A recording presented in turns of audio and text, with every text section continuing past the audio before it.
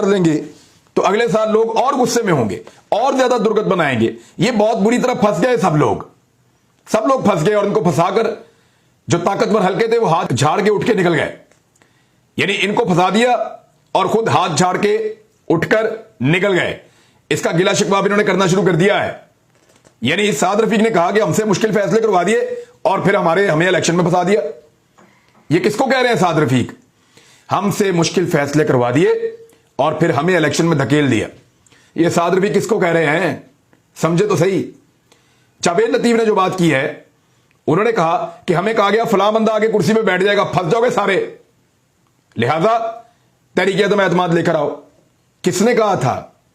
वो कौन था जिसने इनको ये कहा था? ये सवालात अब उठ रहे हैं।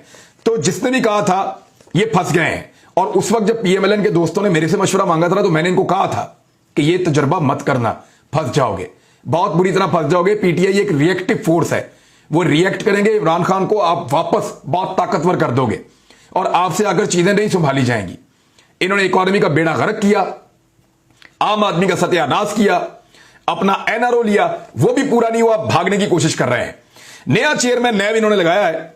ये जो नया चेयरमैन नैब लगाया है, इससे पहले जरा जरदारी साहब का एक स्टेटमेंट देखें, क्योंकि खरीदो फरोख्त की सारी जो मंडी है वो इन्होंने यहां लगाई हुई है, लेकिन चौधरी शुजात हुसैन साहब ने उनको मायूस कर दिया है। उन्होंने कहा जी हम तो परवेज इलाही को वोट डालेंगे और परवेज इलाही के अलावा किसी और को हम वोट नहीं डालेंगे। जरदारी साहब की बात सुने, वो कह रहे हैं भुट्टो का वर्कर वो खरीदो फरोख्त पर यकीन नहीं रखता। जरा गौर कीजिएगा, एक जुमले में क्या कह रहे हैं और दूसरे जुमले में क्या कह रहे हैं। भुट्टो का वर्कर हूं, खरीदो फरोख्त पर यकीन नहीं रखता। हसन मुर्तजा उम्मीदवार होता तो खरीदो फरोख्त कर लेता, हमजा के लिए क्यों करूंगा। एक जुमले में कहता है कि मैं खरीदो फरोख्त पर यकीन नहीं रखता, दूसरे जुमले में कहते हैं कि अगर हमजा के लिए नहीं, मैं हसन मुर्तजा के लिए खरीद सकता हूं, अपने पार्टी के मेंबर के लिए।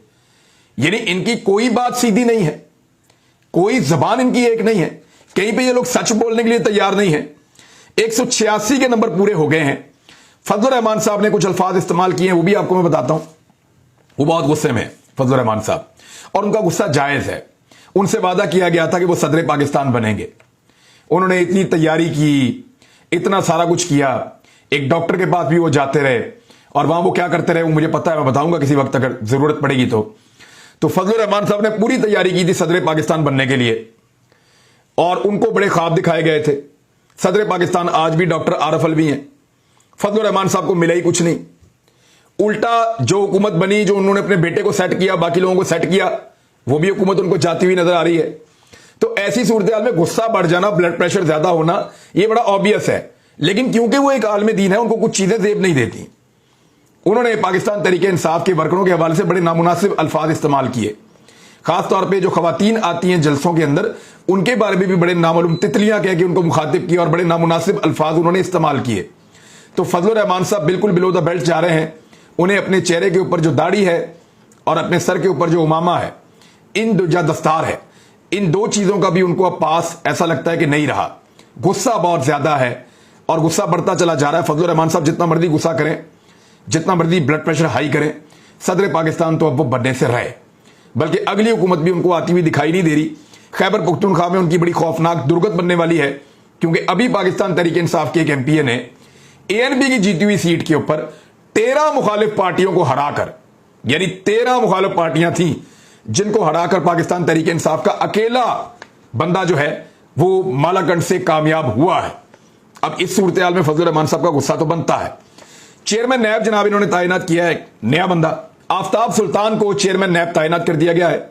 मुस्लिम लीग नून से कुर्बत रखने वाले जो सहाफी या दानिश्वर हैं, उन्होंने फौरी तौर पे बहुत जबरदस्त सबने ट्वीट किए कि इंतहाई ईमानदार आदमी, बेहतरीन इंसान, और बहुत तारीफें की हैं।